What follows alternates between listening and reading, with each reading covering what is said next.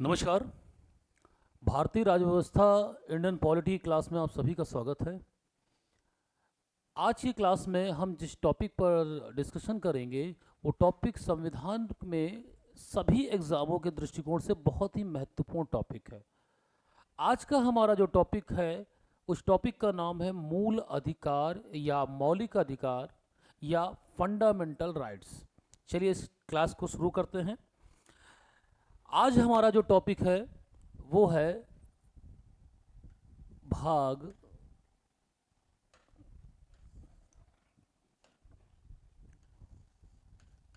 भाग 3, संविधान का भाग 3, अनुच्छेद 12 से अनुच्छेद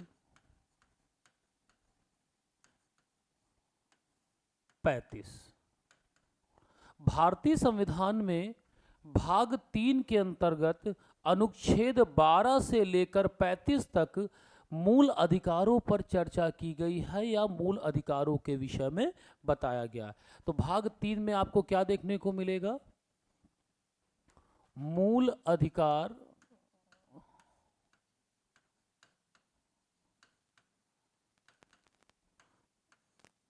या मौलिक अधिकार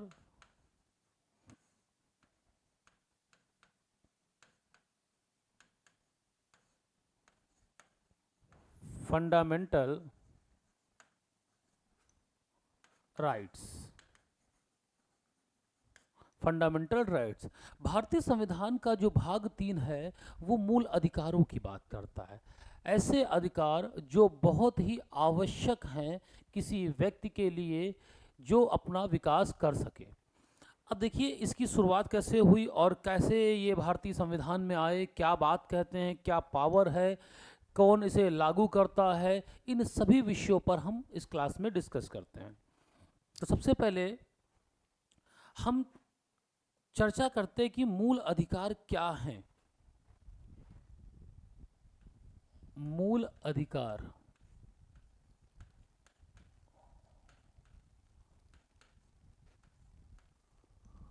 मूल अधिकार क्या हैं? ये वो अधिकार हैं जो किसी व्यक्ति के विकास के लिए अत्यंत आवश्यक हैं। क्या है?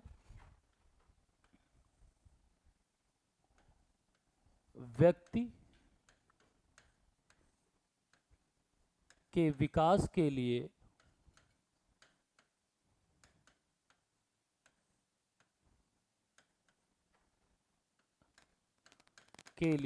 आवश्यक अधिकार। ये वो अधिकार हैं जो किसी व्यक्ति के विकास के लिए अत्यंत आवश्यक है। अब देखिए यहाँ पर दो चीजें हैं। एक है व्यक्ति। जब भी हम व्यक्ति शब्द का इस्तेमाल करते हैं तो यहाँ पर दो चीजों को इंक्लूड किया जाता है व्यक्ति में। एक आता है नागरिक,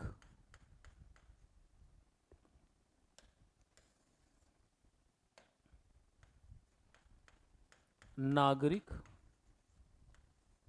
एक आता है आपका विदेशी।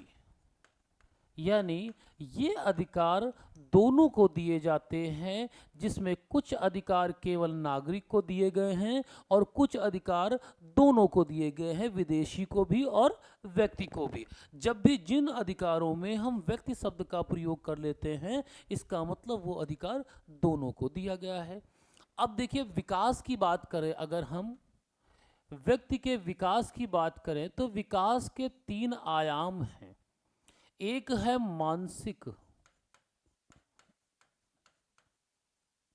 मानसिक विकास, एक है उसका आध्यात्मिक विकास,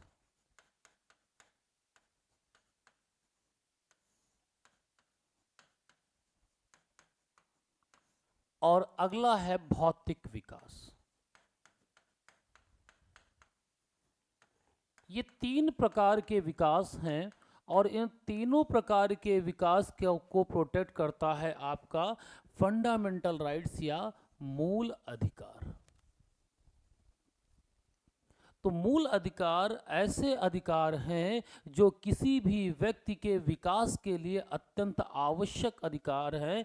जैसे फॉर एग्जाम्पल, अगर वह राज्य आपके सोचने की जो क्षमता प्रकृति के द्वारा आपको दी गई है उस पर नियंत्रण स्थापित कर दे या उस पर कुछ प्रतिबंध लगा दे, कहने का मतलब है कि आप स्वतंत्रता पूर्वक कुछ भी नहीं सोच सकते, आप उतना ही सोचेंगे जितना कि राज्य आपको कहेगा, तो आपका मानसिक विकास कभी नहीं हो सकता।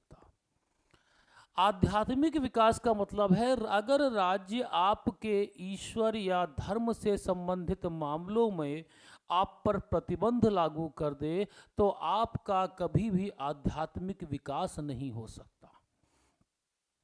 भौतिक विकास का मतलब है कि राज्य आपको जो भौतिक चीज़ें हैं इनके उपभोग या इनकी इन चीज़ों के लिए आपको जो प्रकृति ने दिया हुआ है उन पर रिस्ट्रिक्शन लगा दे, तब भी ये आपके विकास में बाधा बनाएंगे।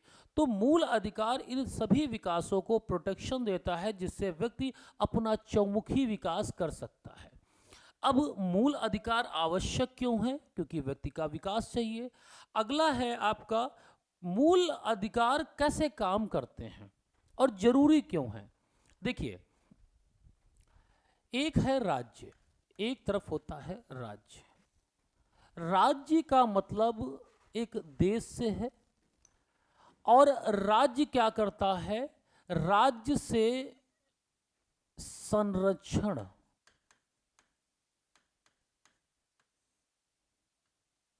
देना। राज्य से संरक्षण देने के लिए क्या है? मूल अधिकार।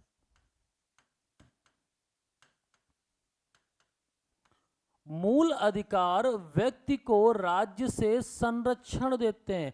कैसा संरक्षण? राज्य के मनमाने कानूनों से।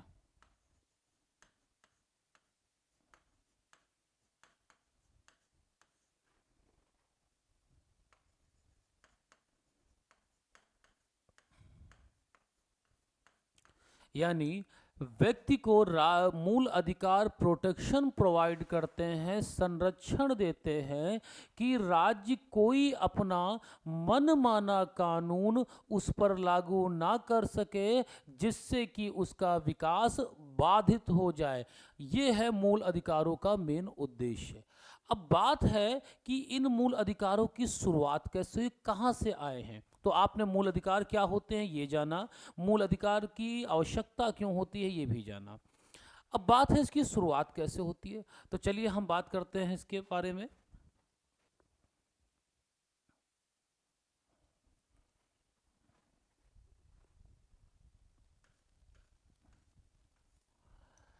संविधान सभा और इससे पहले की बात करते हैं। मूल अधिकारों के विषय में काफी बार चर्चा हुई, लेकिन 1931 में कराची अधिवेशन,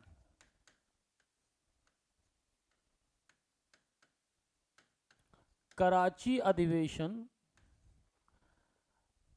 में क्या पारित किया? मूल अधिकार का प्रस्ताव। मूल अधिकार का प्रस्ताव। अब भारतीय संविधान में कैसे आएंगे? तो ये है संविधान से पूर्व की बात। एक देश है जिसका नाम है America.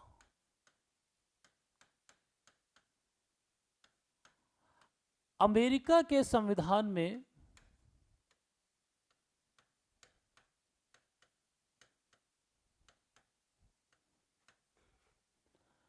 Bill of rights, bill of rights, ये मूल अधिकारों यानी अधिकार पत्र कह सकते हैं, अधिकार। बिल ऑफ राइट्स का प्रभाव कहां पर है?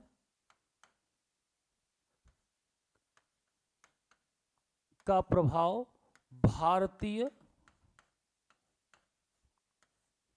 संविधान के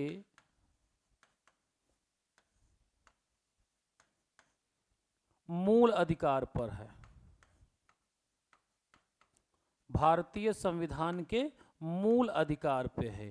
यानी हम साधारण भाषा में कह सकते हैं कि भारतीय संविधान में मूल अधिकार अमेरिका के संविधान से लिए गए हैं।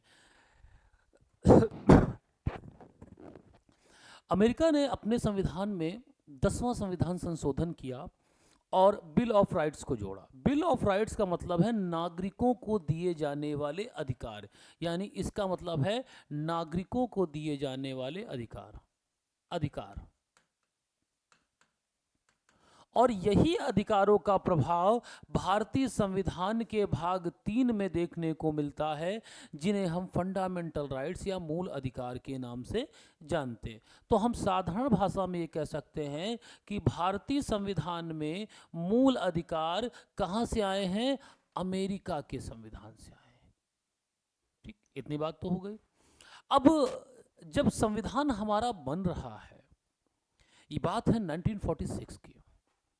1946 में एक इंस्टीट्यूशन बनाया गया जिसे हम कॉन्स्टिट्यूट असेंबली कहते हैं, संविधान सभा के नाम से जानते हैं। इस संविधान सभा को ये दायित्व दिया गया कि ये संविधान का निर्माण करेगी, और इसी में एक कमेटी बनाई गई थी। उस कमेटी का नाम था मूल अधिकार एवं अल्पसंख्यक समिति। मूल अधिकार एवं अल्पसंख्यक समिति।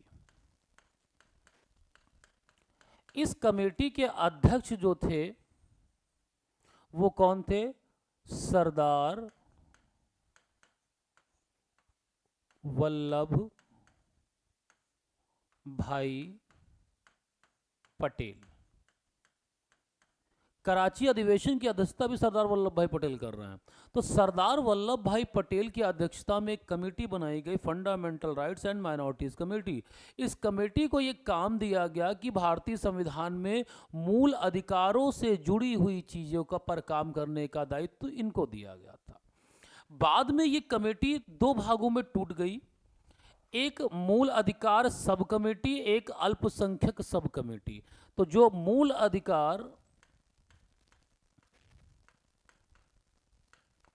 अधिकार उप समिति बनी, इसको दायित्व दिया गया किस चीज का? इसको दायित्व दिया गया मूल अधिकारों संबंधी, और इसके अध्यक्ष बनाए गए जे.बी. कृपलानी। कौन बनाए गए? जे.बी. कृपलानी। तो इस तरह से भारतीय संविधान में मूल अधिकार अमेरिका के संविधान से आए हैं, लेकिन इन्हें भारतीय संविधान में जोड़ने के लिए एक कमेटी बनाई गई कॉन्स्टिट्यूशन असेंबली में, संविधान सभा में, जिसका नाम मूल अधिकार एवं उप समिति थी, जिसके अध्यक्ष कौन थे? सरदार वल्लभ भाई पटेल। और बाद में ये समिति एक सब कमेटी यानी उप समिति में टूटी, उसके अध्यक्ष बनाए गए जे.बी. कृपलानी। और इन्हीं के प्रयासों से भारतीय संविधान में आए हैं मूल अधिकार। इन्हीं के प्रयासों से भारतीय संविधान में क्या रखा गया? मूल अधिकार। अब ये कुछ बेसिक बातें हैं मूल अधिकार के बारे में, कहाँ से आए, किस तरह से मूल अधिकारों को जोड़ा गया, इन सब की बात करता है। चलिए आगे देखते हैं। अगर हम मूल अधिकारों की विशेषता की बात करें,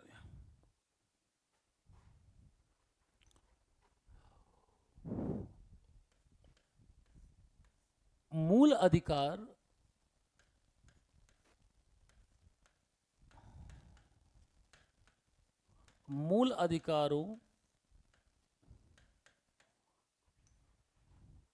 की गारंटी दी जाती है।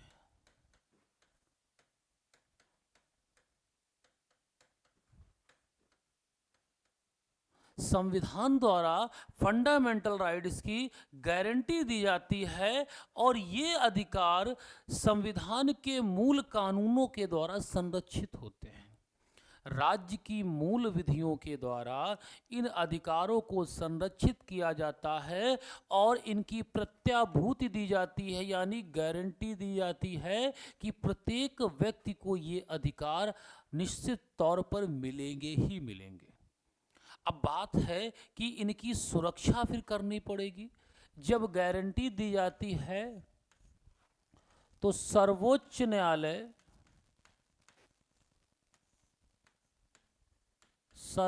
न्यायालय मूल अधिकारों को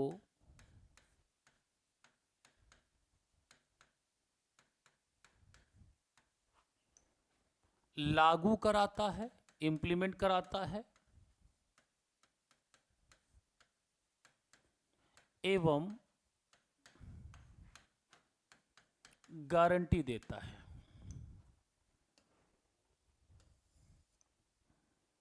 सर्वोच्च न्यायालय का काम है कि वो देता है। हालांकि हाई कोर्ट को भी अधिकार दिए गए हैं।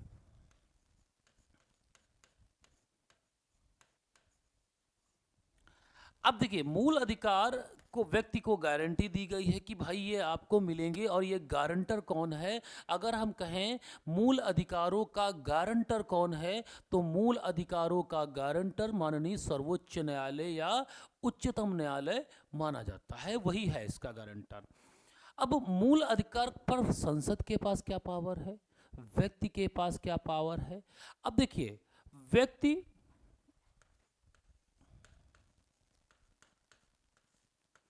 मूल अधिकार के लिए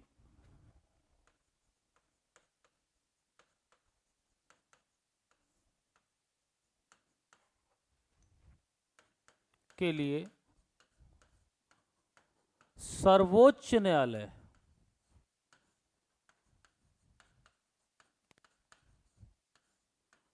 की शरण में जा सकता है। सर्वोच्च न्यायालय की शरण में जा सकता है।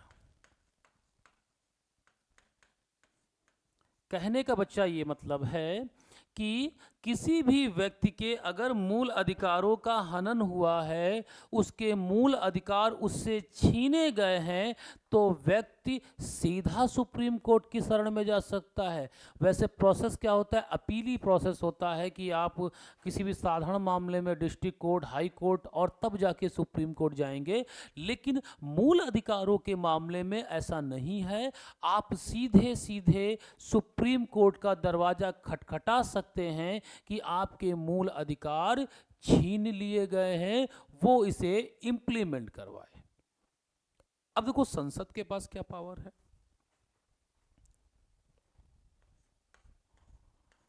संसद मूल अधिकार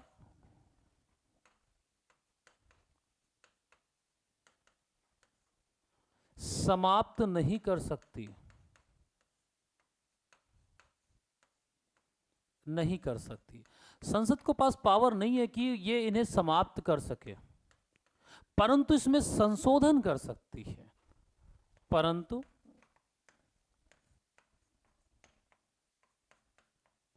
संशोधन कर सकती है।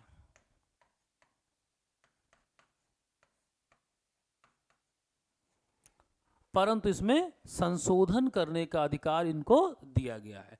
तो इस प्रकार से कुछ विशेषताएं हैं मूल अधिकार के बारे में। स्क्रीनशॉट ले लीजिए आप।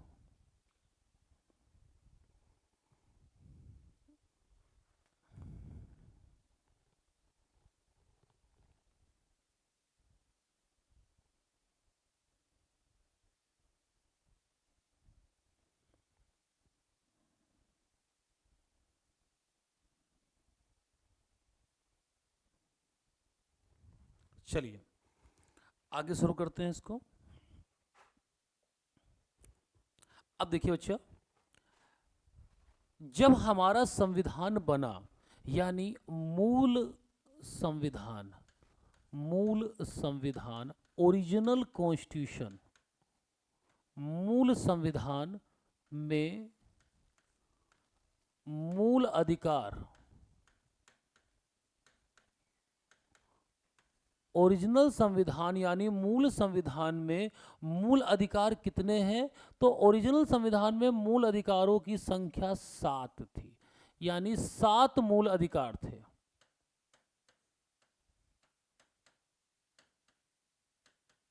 जब हमारा संविधान 26 नवंबर 1949 को बनकर तैयार हुआ तो बच्चा उस संविधान में हमारे पास मूल अधिकार जो दिए गए थे वो 7 दिए गए थे। फिर परिवर्तन कैसे हुआ? परिवर्तन ये हुआ कि एक अमेंडमेंट हुआ है जिसे हम कहते हैं 44वां संविधान संशोधन 1978। 44 कॉन्स्टिट्यूशनल अमेंडमेंट 1978 के द्वारा एक मूल अधिकार आर्टिकल 31 में हुआ करता था, उसका नाम था संपत्ति का अधिकार, राइट टू प्रॉपर्टी। संपत्ति के अधिकार को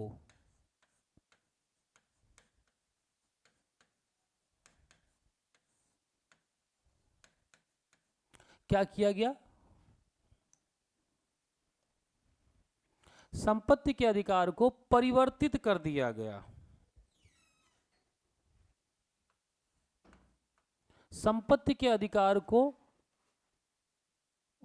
मूल अधिकार से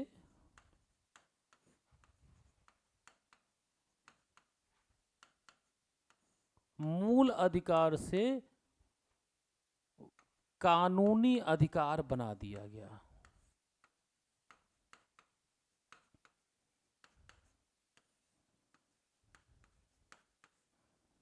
मूल अधिकार से क्या बना दिया गया? कानूनी अधिकार बना दिया गया। 44 कॉन्स्टिट्यूशनल अमेंडमेंट के द्वारा 44वें संविधान संशोधन के द्वारा एक मूल अधिकार था, उसका नाम था संपत्ति का मूल अधिकार। उस मूल अधिकार को हटाते हुए उसे परिवर्तित करते हुए क्या बना दिया गया? कानूनी अधिकार। और जब ये मूल अधिकार से परिवर्तित होकर कानूनी अधिकार बना तो इसे कहाँ ले गए? इस अधिकार को जोड़ा गया भाग 12 में, आर्टिकल 300A। जनता, देखिए ऐसा था कि जनता दल की सरकार थी। 44वें संविधान संशोधन को बहुत महत्वपूर्ण संविधान संशोधन भी माना जाता है, क्योंकि 42 कॉन्स्टिट्यूशनल अमेंडमेंट 42वें संविधान संशोधन को परिवर्तित करने के लिए, उसके कुछ पार्ट्स को हटाने के लिए, जो बहुत गलत पार्ट्स थे, उसके लिए लाया गया था 44 कॉन्स्टिट्यूशनल अमेंडमेंट। उसमें क्या किया गया था? उसी में संपत्ति का मूल अधिकार, जो पहले मूल अधिकार के रूप में संविधान में था, उसे रिप्लेस किया गया लीगल राइट्स के रूप में, वैधानिक अधिकार के रूप में, और भाग 3 से निकाल कर, उसे हटाकर भाग 12 में अनुच्छेद 300A के अंतर्गत वैधानिक अधिकार बनाकर रख दिया गया। अब जैसे ये परिवर्तन हुआ तो मूल अधिकारों पर भी परिवर्तन होगा। तो जो मूल अधिकार 7 थे, वर्तमान में कितने हो गए हमारे पास? तो वर्तमान में बच्चा हमारे पास कितने हो गए? वर्तमान में कितने हमारे पास है? 6 हैं हमारे पास। यानी अगर हम बात करें कि वर्तमान में हमारे पास मूल अधिकारों की कितनी संख्या है, तो वर्तमान में हमारे पास मूल अधिकारों की 6 संख्या है। और मूल संविधान में कितनी थी? ओरिजिनल कॉन्स्टिट्यूशन में कितनी थी? तो ओरिजिनल कॉन्स्टिट्यूशन में इनकी संख्या 7 थी।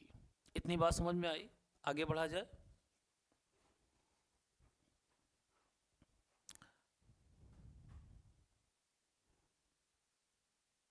ठीक, अब देखिए बच्चा क्या है।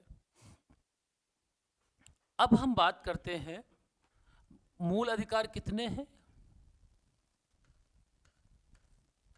मूल अधिकार कितने हैं हमारे पास? 6 हैं। संख्या कितनी है? 6। तो सबसे पहले जो अधिकार दिया गया है वो अधिकार हमें दिया गया है समता का अधिकार। समता का अधिकार, राइट टू इक्वलिटी, समता का अधिकार। ये अधिकार आपको भाग 3 में अनुच्छेद 14 से लेकर अनुच्छेद 18 तक मिलेंगे। यानी भारतीय संविधान में जो पहला फंडामेंटल राइट्स है उसका नाम है राइट टू इक्वलिटी, समता का अधिकार, अनुच्छेद 14 से लेकर अनुच्छेद 18 तक। इसके बाद देखो यहां पर समता जो शब्द है, इक्वलिटी, यहां पर आपको कुछ चीजों में देखने को मिलेगा कि समता समानता से भिन्न है। समता समानता से भिन्न है। क्यों? क्योंकि आप जब इसके बारे में विस्तार से हम आगे बढ़ाएंगे तो आप देखेंगे कहीं कहीं पर कुछ लोगों को विशेषाधिकार दिए गए हैं और कुछ लोगों को नहीं दिए गए। उनको विशेषाधिकार देकर उनके बराबर लाना, ये समता कहलाता है। अगला जो मूल अधिकार दिया गया है वो दिया गया है स्वतंत्रता का अधिकार, राइट टू फ्रीडम, स्वतंत्रता का अधिकार।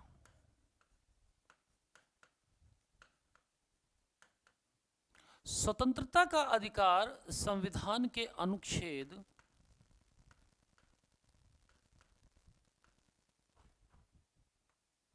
19 से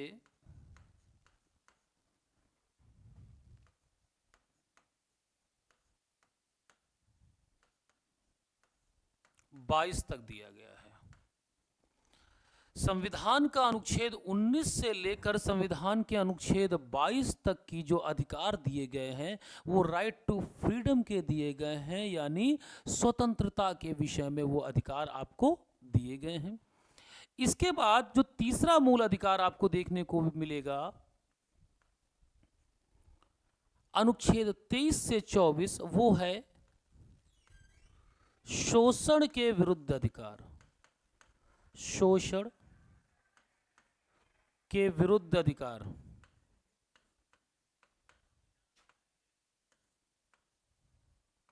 शोषण के विरुद्ध अधिकार। ये अनुच्छेद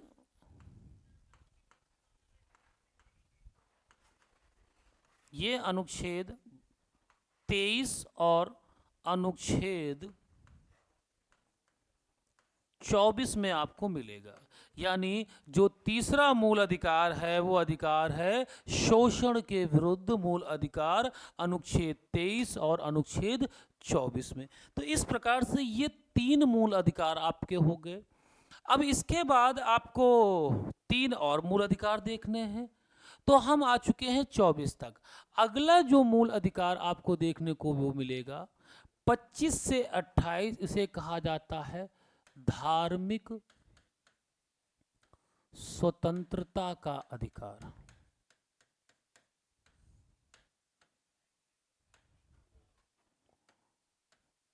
धार्मिक स्वतंत्रता का अधिकार, अनुच्छेद 25 से अनुच्छेद 28 तक। अनुच्छेद 25 से लेकर अनुच्छेद 28 तक जो आपको अधिकार दिए गए हैं मूल अधिकार के रूप में, उन अधिकारों को हम जानते हैं किससे? धार्मिक स्वतंत्रता के अधिकार के रूप में जानते हैं। इसके बाद आपको एक और अधिकार दिया गया है, उस अधिकार का नाम है संस्कृति एवं शिक्षा का अधिकार। संस्कृति एवं शिक्षा का अधिकार।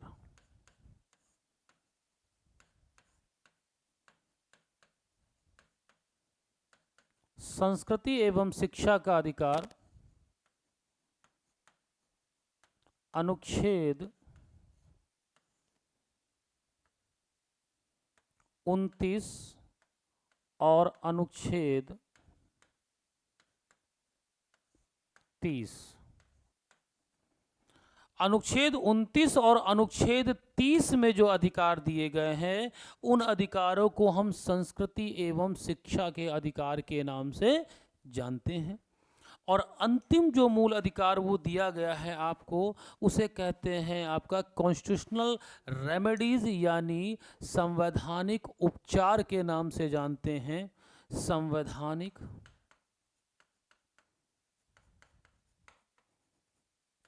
उपचार, ये आपको अनुच्छेद 32 में दिया गया है। अनुच्छेद 32 में इस प्रकार से आप देखेंगे 6 मूल अधिकार आपको दिए जा रहे हैं। एक है समता का अधिकार, अनुच्छेद 14 से लेकर अनुच्छेद 18 तक। एक आपको अधिकार दिया गया है स्वतंत्रता का अधिकार, अनुच्छेद 19 से लेकर अनुच्छेद 22 तक। एक अधिकार आपको दिया गया शोषण के विरुद्ध अधिकार, अनुच्छेद 23 से लेकर अनुच्छेद 24 तक। एक अधिकार आपको धार्मिक स्वतंत्रता का अधिकार दिया गया है, अनुच्छेद 25 से लेकर 28 तक। एक आपको अधिकार दिया गया है संस्कृति एवं शिक्षा का अधिकार, अनुच्छेद 29 और 30। और इसके बाद एक और अधिकार दिया गया अनुच्छेद 32 में, जिसे हम संवैधानिक उपचार के नाम से जानते हैं। तो टोटल 6 मूल अधिकार हैं। एक अधिकार 31 में हुआ करता था, वो आपको संपत्ति का अधिकार था, जिसे 44वें संविधान संशोधन 1978 के द्वारा रिप्लेस करके क्या बना दिया गया, उसको लीगल राइट बना दिया गया। चलिए, इतनी बात समझ में आई?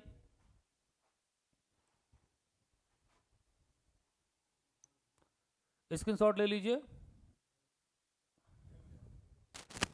स्क्रीनशॉट ले लीजिए।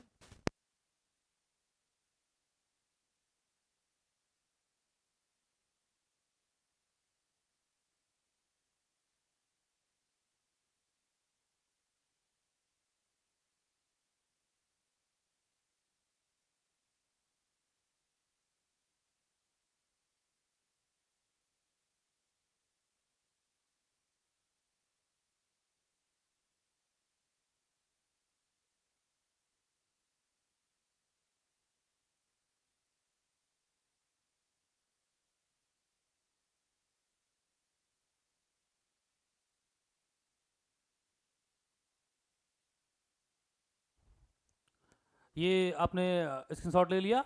अब हम बढ़ते अपने टॉपिक की ओर। तो ये बेसिक सा कुछ जानकारी आपको संविधान में हमने दी है। एक बार आप देख लीजिए क्लास को। भाग 3 हमारा टॉपिक था, 12 से 35 अनुच्छेद था। मूल अधिकार इसका नाम है। मूल अधिकार व्यक्ति के लिए क्यों आवश्यक हैं? क्योंकि व्यक्ति के विकास के लिए आवश्यक थे। व्यक्ति नागरिक भी हो सकता है इसमें, और विदेशी भी हो सकता है। जब भी व्यक्ति शब्द आएगा, इसका मतलब नागरिक भी है और विदेशी भी है। इसके बाद हमने आपको बताया राज्य से संरक्षण देता है मूल अधिकार। कैसा संरक्षण? राज्य के मनमाने कानूनों से देता है। इसके बाद हमने आपको बताया है कि कुछ बेसिक बातें कि कराची अधिवेशन में क्या हुआ था और कैसे मूल अधिकार हमारे संविधान में आए हैं।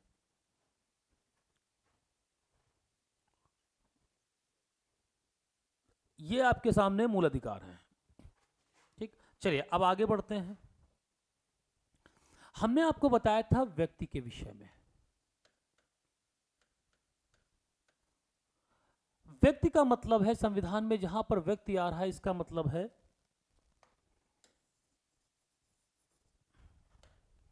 व्यक्ति, पर्सन। व्यक्ति का मतलब है दोनों व्यक्ति, यानी नागरिक और विदेशी। नागरिक वो व्यक्ति होता है, वो होता है जो भारतीय संविधान पर भरोसा रखता है और उसका जन्म या उसके पास सारे राइट्स मौजूद होते हैं। और विदेशी वो व्यक्ति होता है जो लीगल डॉक्यूमेंट्स के साथ भारत में आता है, इसको सभी अधिकार प्राप्त नहीं होते हैं। तो अगर हम मूल अधिकार की बात करें, मूल अधिकार। तो कुछ मूल अधिकार क्या हैं? वो प्राप्त है किसे? केवल नागरिक को।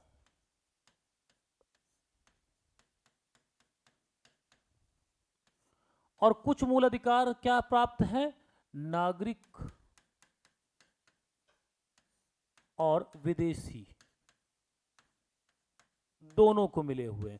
अगर इसे एक शब्द में हम व्याख्या करें इसकी, तो व्यक्ति।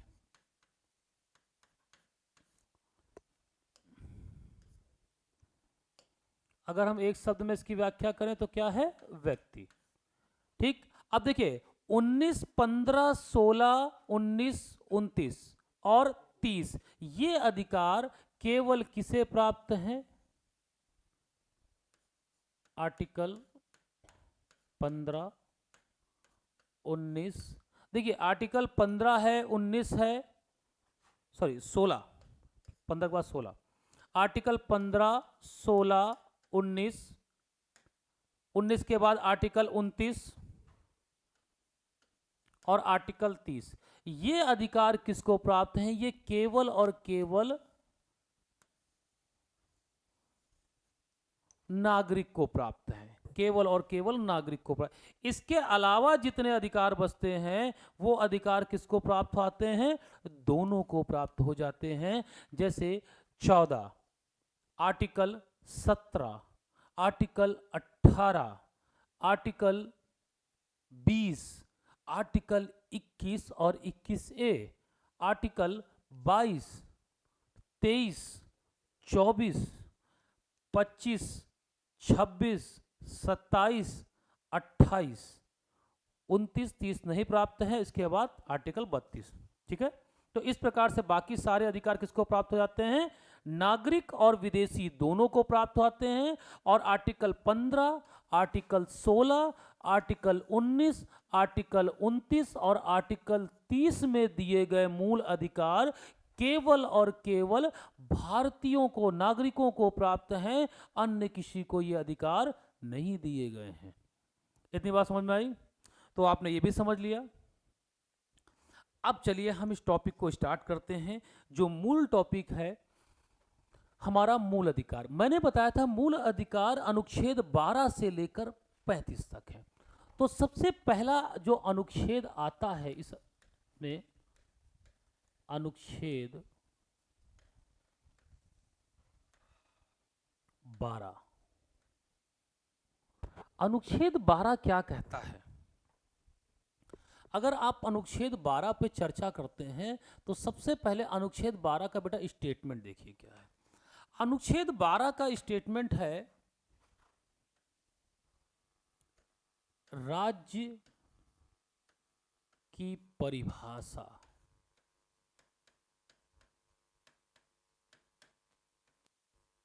डेफिनेशन ऑफ द स्टेट है आपका आर्टिकल 12। आर्टिकल 12 साफ साफ बताता है भाई, मैंने कहा कि मूल अधिकार क्या है? मूल अधिकार व्यक्ति को राज्य से संरक्षण प्रदान करते हैं। तो इस पर क्या है देखिए, राज्य की परिभाषा में देखिए क्या है, क्यों राज्य इतना आवश्यक है। मैंने कहा मूल अधिकार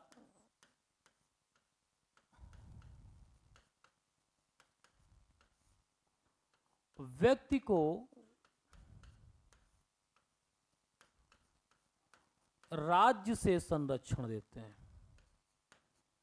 राज्य से संरक्षण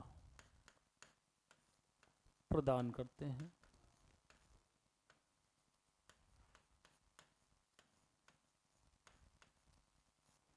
तो यहां पर जो राज्य है उसके अंतर्गत किसे रखा जाए वो बात ये बताता है आपको आर्टिकल 15, सॉरी आर्टिकल 12। आर्टिकल 12 बताता है डेफिनेशन ऑफ द स्टेट, यानी राज्य की परिभाषा। राज्य की परिभाषा में देखिए क्या है, ध्यान से, ये राज्य है। तो आर्टिकल 12 कहता है राज्य, ये क्या एक शब्द है, राज्य शब्द में सम्मिलित किया जाएगा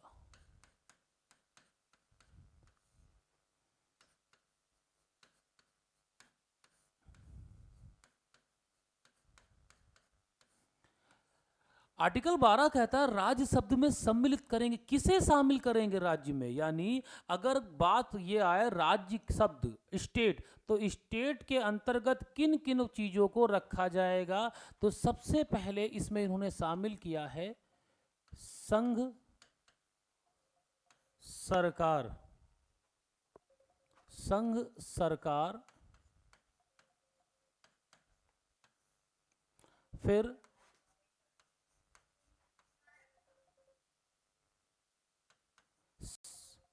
संघ की विधायिका,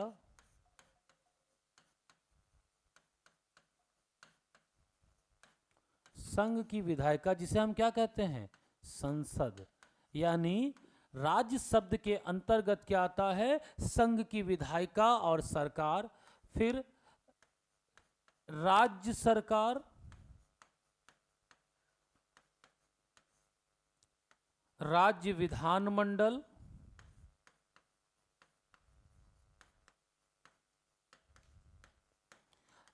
इन दोनों को शामिल किया गया। संघ सरकार, संघ की विधायिका यानी संसद, राज्य सरकार, राज्य की विधायिका यानी राज्य विधान मंडल। इसके अलावा, इन दोनों के अलावा दो और चीजों को शामिल किया जाता है। क्या क्या? दो चीजें हैं, देखिए, एक है स्थानीय प्राधिकारी, लोकल अथॉरिटी जो होता है, और एक है अन्य प्राधिकारी, अन्य प्राधिकारी, अन्य प्राधिकारी। स्थानीय प्राधिकारी में आपकी पंचायत, नगर पालिका, सहकारी समिति आदि को शामिल किया जाता है। अन्य प्राधिकारियों में जैसे हम बात करें पीएसयू, आईआईटी, आईआईएम, ईटीसी, अन्य, यानी राज्य शब्द के अंतर्गत संघ सरकार, union government, parliament, state government, state legislature, local authority और अदर अथॉरिटी को शामिल किया जाता है। संघ सरकार, संसद, राज्य सरकार, राज्य विधानमंडल, स्थानीय प्राधिकारी और अन्य प्राधिकारी। अब इन सबको शामिल क्यों किया जाता है? इस शब्द को ध्यान से देखिए, यहां पर साफ साफ लिखा है कि मूल अधिकार यानी फंडामेंटल राइट्स क्या करते हैं, व्यक्ति को प्रोटेक्शन देते हैं राज्य के मनमाने कानून से। और राज्य के मनमाने कानून की बात करें तो विधि का मतलब है कोई भी कानून, कोई भी ऐसी रूढ़ि, कोई भी ऐसा आदेश जो एक कानून के भांति लागू होगा, उसे हम क्या मानेंगे, उसे हम मानेंगे विधि। और इनके द्वारा जारी किया गया कोई कानून, कोई जारी किया गया आदेश या कुछ भी जो इनके द्वारा किया जाता है, उसे विधि माना जाएगा। और अगर उसका उल्लंघन किया जाएगा मूल अधिकारों के लिए, तो उसे हम क्या करेंगे, एक मूल अधिकार को प्रोटेक्ट करने के लिए उसे समाप्त करेंगे। तो डेफिनेशन ऑफ द स्टेट, राज्य की परिभाषा के अंतर्गत का कहा गया है आर्टिकल 12 में, अनुच्छेद 12 में, राज्य शब्द में सम्मिलित करेंगे किसे किसे, संघ सरकार, राज्य सरकार, संसद, विधानमंडल, लोकल अथॉरिटी जिसमें पंचायत नगर पालिका हैं, और अन्य प्राधिकारी जिसमें हर वो चीज शामिल की जाती है जिसका डायरेक्ट या इनडायरेक्ट रूप से किसी न किसी सरकार से कनेक्शन होता है, जैसे आईआईएम, आईआईटीज वगैरह वगैरह। ठीक, इतनी बात समझ में आए? तो ये है आर्टिकल 12, स्क्रीनशॉट ले लीजिए।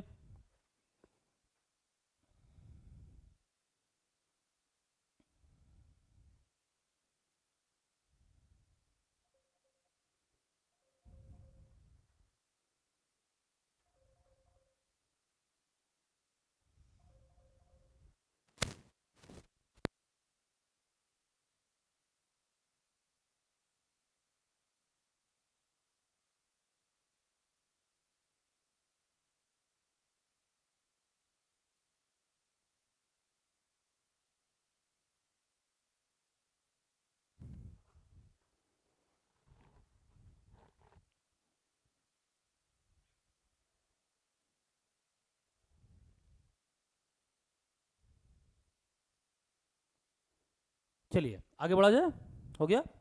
चलिए देखिए, ये था अनुच्छेद 12। अब हम बात करते हैं अनुच्छेद 13 की।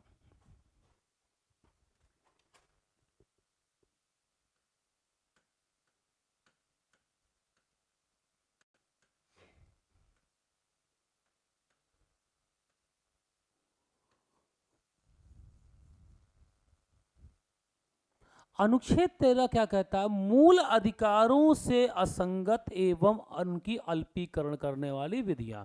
इसका स्टेटमेंट क्या है? मूल अधिकारों से असंगत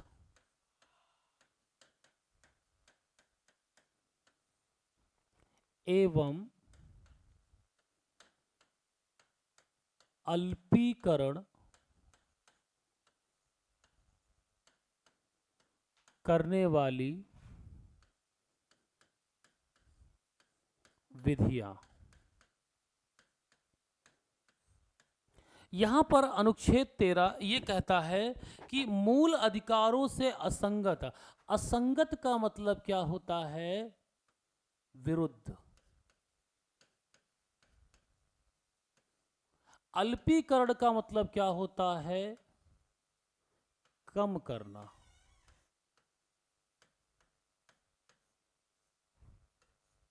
कम करना यानी अनुच्छेद 13 साफ साफ उन कानूनों या उन विधियों की बात करता है जो विधियां मूल अधिकारों के विरुद्ध हैं, या फिर वो विधियां जो मूल अधिकारों का क्षेत्र कम करते हैं। ठीक है, ये अनुच्छेद 13 है।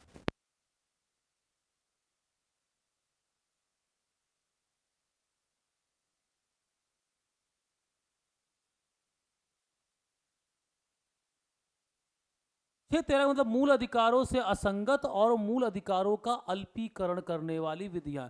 यानी ऐसे कानून, ऐसे लॉ, ऐसे रूल, ऐसे ऑर्डर, ऐसे रूढ़ी जो मूल अधिकारों के विरुद्ध है या मूल अधिकारों की पावर को कम करती है, उनके विषय में अनुच्छेद 13 में बताया गया है। क्या बताया गया अनुच्छेद 13 में? अनुच्छेद 13 में यह कहा गया है कि ऐसे कानून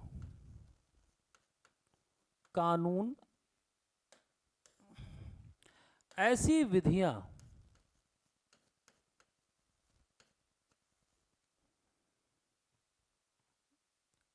विधि जो मूल अधिकार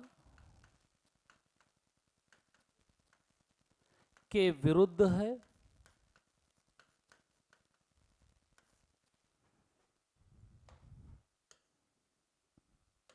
ऐसी विधि जो मूल अधिकार के विरुद्ध है या उसे कम करती है,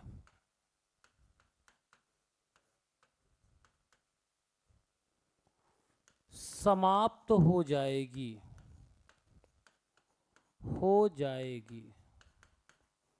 यानी आर्टिकल 13 साफ साफ कहता है कि मूल अधिकारों के विरुद्ध कोई भी कानून क्या हो जाएगा? समाप्त हो जाए। अब दो चीजें चलती हैं, एक पृथक्करण का सिद्धांत और एक अनाच्छादन का सिद्धांत चलता है। बस शॉर्ट में इसे ये समझिए। मान लीजिए एग्जाम्पल के तौर पर हम बताएं आपको कि एक कोई कानून है, विधि है, और इसके कई क्लॉज बनाए गए हैं। बात यहां पर यह है कि अगर पूरा का पूरा कानून इसका विरुद्ध है मूल अधिकारों के, तो पूरा के पूरा कानून ही समाप्त माना जाएगा। यदि कानून का कोई भाग समाप्त उसके विरुद्ध है मूल अधिकारों के, तो केवल उसे ही हटा देंगे। ठीक, अब इसको एक लाइन में समझिएगा। अनुच्छेद 13 कहता है कि कोई भी विधि जो मूल अधिकारों के विरुद्ध है या मूल अधिकारों को कम करती है, तो वह समाप्त हो जाएगी, स्वतः ही समाप्त हो जाएगी, या उस विधि का कोई भाग मूल अधिकारों के विरुद्ध है या उसका अल्पीकरण करता है यानी कम करता है, तो उस विधि का उतना भाग ही केवल समाप्त होगा, पूरी की पूरी विधि नहीं समाप्त होगी। ये बात आर्टिकल 13 में कही गई है। अब बात है कि इस सब की समीक्षा कौन करेगा, तो इस सब की समीक्षा ये पावर क्या है, न्यायिक समीक्षा के अधीन है।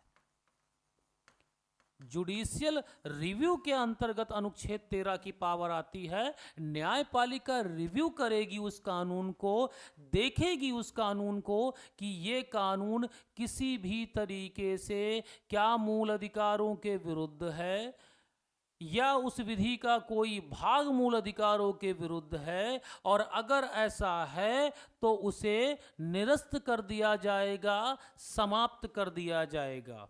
यहां तक समझ में आया? तो इस तरह से हमने दो अनुच्छेद देखे मूल अधिकारों में, एक अनुच्छेद 12 और एक अनुच्छेद 13। एक अनुच्छेद जिसमें बताया गया है राज्य की डेफिनेशन, और एक अनुच्छेद ऐसा अनुच्छेद है 13 जो मूल अधिकारों के बारे में उन विधियों की चर्चा करता है जो विधि मूल अधिकारों के विरुद्ध है। अगली क्लास में हम मूल अधिकार जो हमारे दिए गए 6 मूल अधिकार, उन पर एक एक करके डिस्कशन करेंगे। मिलते हैं अगली क्लास में, तब तक के लिए धन्यवाद।